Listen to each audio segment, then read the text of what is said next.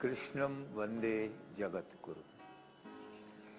ગુજરાત સમાચાર જે ટીવી ચલાવે છે એના શ્રેયાંશભાઈની એવી ઈચ્છા છે કે ગુજરાતની ગલીએ ગલીએ વેદના વિચારો પ્રસિદ્ધ થાય. મારી ઈચ્છા કે આ કાર્યક્રમનો આરંભ કરીએ પહેલાં આપણને કોઈ મહાપુરુષના આશીર્વાદ મળે, અને આજ આપણે નસીબદાર છીએ કે આપણને પશ્ચિમ આમનાય શારદાપીઠ દ્વારકા એના વર્તમાન જગતગુરુ પ્રાપ્ત થયા છે. ગુરુજી પ્રણામ. આપ આ અમારી સિરિયલને આશીર્વાદ આપો જેથી એ સફળ થાય, અને સામાન્ય લોકોને વેદ વિશે બહુ ઓછું જ્ઞાન છે, તો વેદ કોણ છે, કેમ છે, કેવા છે, એના વિભાગો શું છે, એના ઉપદેશ શું છે, એ બાબતમાં આપ અમને માર્ગદર્શન આપો એવી વિનંતી. किसी भी वस्तु को प्राप्त करने के लिए हम प्रयोजन की सिद्धि करते हैं जी, और उसे प्रमेय बनाते हैं. प्रमेय की सिद्धि बिना प्रमाण के सिद्ध हो नहीं सकती जी. प्रमाणों पर ही प्रमेय की सिद्धि आधारित है.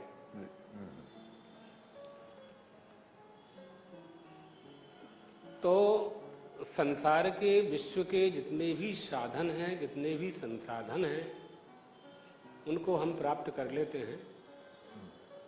वेदों से हम उस वस्तु को प्राप्त करना चाहते हैं जो अन्य किसी उपाय से नहीं प्राप्त होती.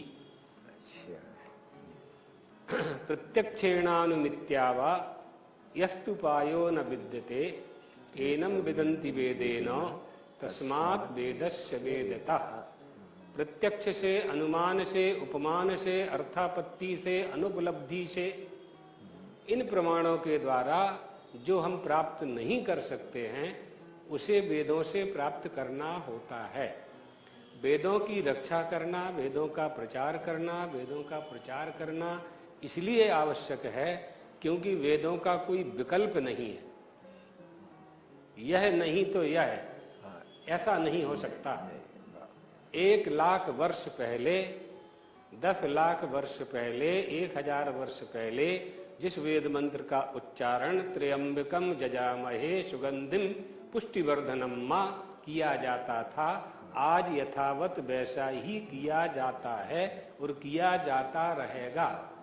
इसलिए उसमें कोई परिवर्तन नहीं हो सकता. आप प्रारंभ से लेकर के, सृष्टि के प्रारंभ से लेकर के आज तक बहुत परिवर्तन हुए हैं. हमारी बहुत सी विधाओं ने अनुकरणों का परिवर्तन किया है. साइकिल से, मोटरसाइकिल से, गाड़ी घोड़ा हवाई जहाज तक हम चले गए, चंद्रमा तक पहुंच गए उपग्रहों के द्वारा. मकान, दुकान, झोपड़ी से महल, फ्लैट और फार्म हाउस, बड़े बड़े बंगले, ये सब हमने बना लिए, सब आ गया. डंडा है, एक लकड़ी है जिसको लेकर के प्रायः प्रातःकाल घूमने वाले वृद्ध लोग जाते हैं भ्रमण करने के लिए, तो उसको डंडा कहते हैं. वो किसका विकल्प है? वो लकड़ी का विकल्प है. लकड़ी किसका विकल्प है? वो वृक्ष का विकल्प है. वृक्ष कैसे हुआ? तो बीज तक जाना पड़ेगा. बीज में से अंकुरोत्पादनी शक्ति कहाँ से आई? पृथ्वी, जल, तेज, आकाश, वायु, पंच तत्वों से आई. इसको हम कहाँ से जानेंगे? शब्द ज्ञानानुपाति वस्तु शून्यो विकल्पः. जिसको शब्द से जाना जाए और वो वस्तु हो ना, उसे विकल्प कहते हैं. जिसका बोध शब्द से तो हो लेकिन वो वस्तु ना हो, उसे विकल्प कहते हैं. वेदों का कोई विकल्प नहीं. इसलिए वेदों की रक्षा करना परम आवश्यक है. वेद हमारी सनातन भारतीय संस्कृति के मूलाधार है और वो अपौरुषेय है, किसी की कृति नहीं है. हमें कैसे प्राप्त हुए हैं? तो संप्रदाया विच्छेदे सति असमर्यमाण परंपरा से प्राप्त हुए हैं. शिष्य प्रशिष्य परंपरा ऋषयो मंत्र दृष्टारा. जैसे आपके गुजराती चैनल में जो चलता है कि जीएस चैनल जो चलता है, उसमें नीचे एक पट्टी आती है, ऐसी पट्टी आती है, उसमें कोई सूचना होती है कि आगळ शू समाचार आवशे, विज्ञापन पढ़ावे छे. इसी तरह से हमारे ऋषियों ने अंतरिक्ष में मंत्रों को देखा है. मंत्र इनके ही पुस्तक में है, इन्होंने ही उसमें लिखा है, अनुवाद किया है उसका मूल मंत्र का, तो गौतम पटेल जी ने। तो वो फिर ताड़पत्र में आया, पहले तो परंपरा में आया, शिष्य प्रशिष्य परंपरा में आया, उच्चारण कराया, करते करते करते करते करते फिर ताड़पत्र की व्यवस्था हुई, फिर भोजपत्र की व्यवस्था हुई, फिर अब तमाम लिपियों में। इस तरह से वेद हमारे पास हमें प्राप्त हुए हैं। इनकी रक्षा करना ये बहुत अच्छा उपक्रम गुजरात समाचार और उनके चैनल के द्वारा प्रारंभ किया जा रहा है। अच्छी प्रसन्नता की बात है, लोगों में जागृति आएगी, लोग समझेंगे कि वेद हैं क्या। ऐसा कोई ज्ञान विज्ञान नहीं है जो वेदों में ना हो, सब कुछ है, लेकिन सबके ऊपर हम वेदों से उस तत्व को जानना चाहते हैं, उस तत्व को प्राप्त करना चाहते हैं, जिस तत्व को, परम तत्व को प्राप्त करने के लिए यह मनुष्य देह हमें प्राप्त हुई है। मानुष्य मर्थद मनित्यमपीह धीरा। इस अनित्य देह के द्वारा नित्य तत्व को कैसे प्राप्त करेंगे, यह बात वेद ही बताएंगे, क्योंकि वेद गत कल्पनीय है, परंपरा से प्राप्त हैं। यथा पूर्वम अकल्पयत, यथा पूर्वम अकल्पयत, ध्याता यथा पूर्वम। तो इसलिए वेदों की रक्षा के लिए, प्रचार प्रसार के लिए बहुत सुंदर प्रयास आप सबने प्रारंभ किया है। और भगवान वेद के साथ कुछ वेदांग भी है या उपवेद भी है, प्रजा को तो कोई मालूम नहीं ऐसी चीज है, थोड़ा सा प्रकाश उस पर डाले। क्या उपनिषद भी वेद ही कहा जाता है? तो वेदों के ही भाग, हाँ, वेदों के ही भाग, आरण्यक जी, जो उपनिषद है, हाँ, तो जो कांडत्रय है, कर्मकांड, उपासना कांड और ज्ञान कांड, बराबर, उसी में उपनिषद आते हैं जी। हाँ। और जहाँ वेदांग की बात है तो 6 वेदांग हैं, शिक्षा, कल्प, व्याकरण, निरुक्त, छंद और ज्योतिष। कस्य मंत्रस्य कुत्र प्रयोगा बोधको ग्रंथा कल्पो, शब्द साधुत्व बोधकः व्याकरणम, वैदिक शब्दानाम अर्थ निर्वचनात्मकाः कोच रूपाः वैदिक शब्द संग्रह निरुक्तम, सूर्य चंद्रादि ज्योतिर्द्वारा तत्तद वेद शास्त्रानुष्ठान काल निर्णय इष्टानिष्ट फल प्राप्ति यो ग्रंथ ज्योतिष, लौकिकान वैदिकांच वाक्य विशेषान पद पद विरामादि छंदयति नियमयति ग्रंथ विशेषा छंदा। वाह वाह, ये सब व्याकरण।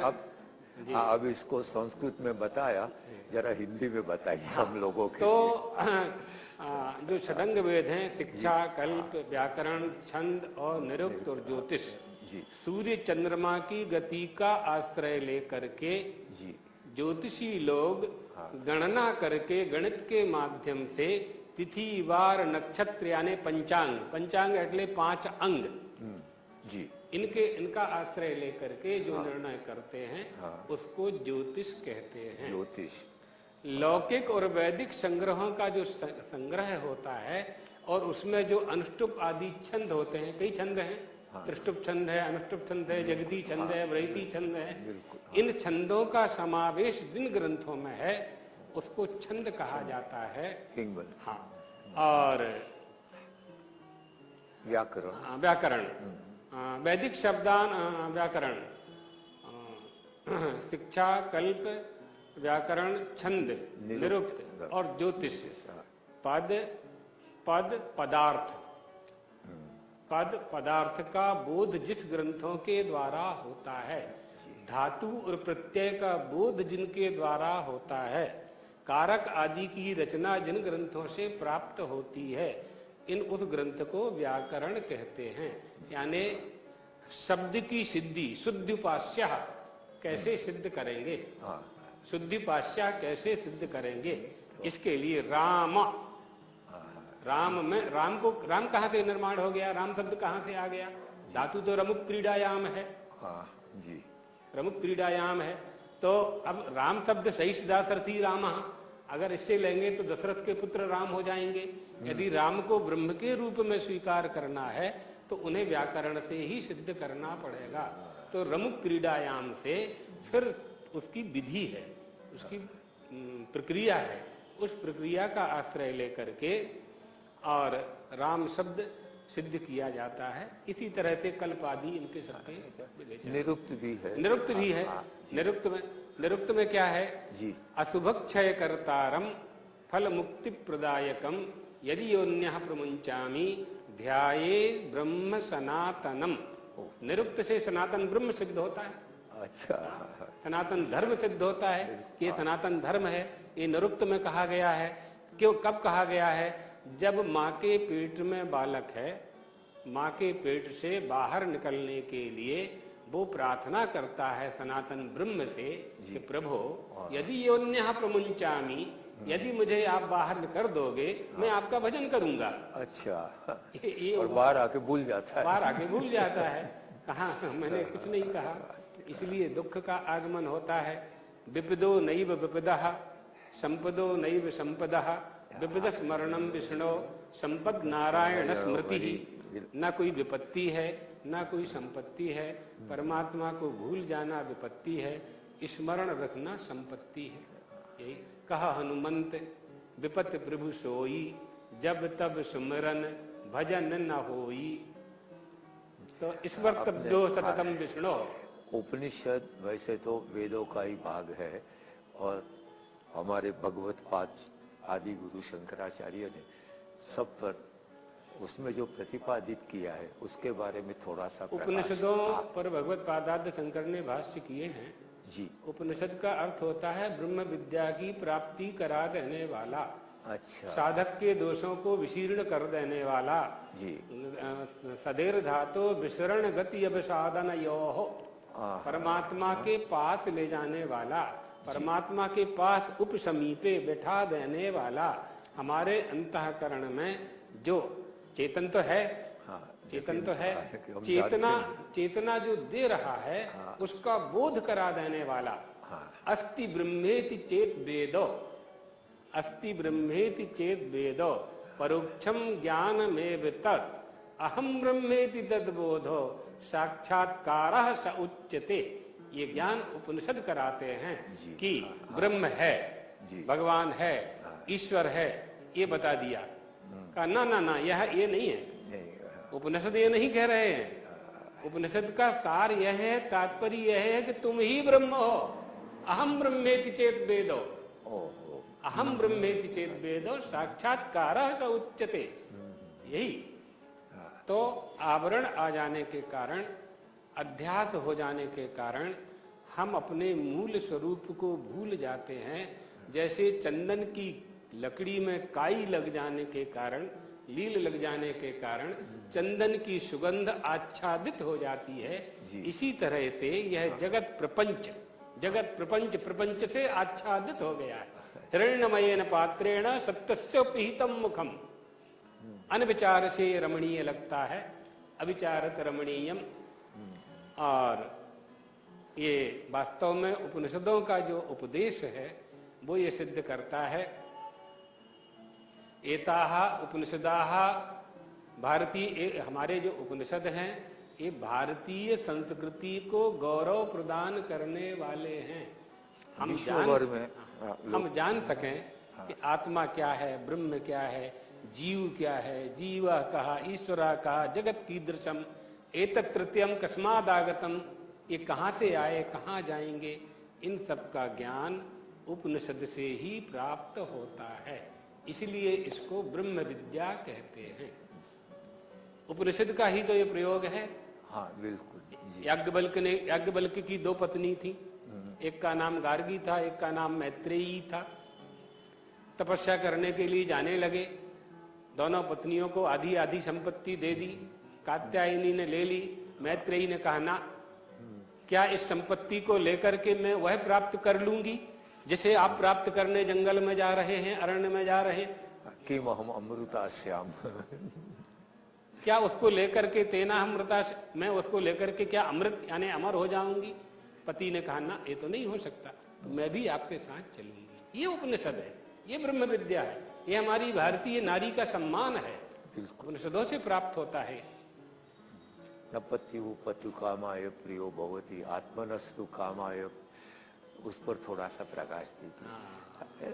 पति पति की इसलिए नहीं, लेकिन आत्मा के लिए, आपके लिए तो न पत्युः कामाय पति प्रियो भवति जी, आत्मनस्तु कामाय पति प्रियो भवति। अरे मैत्रेयी, बहुत बड़ी बातें है।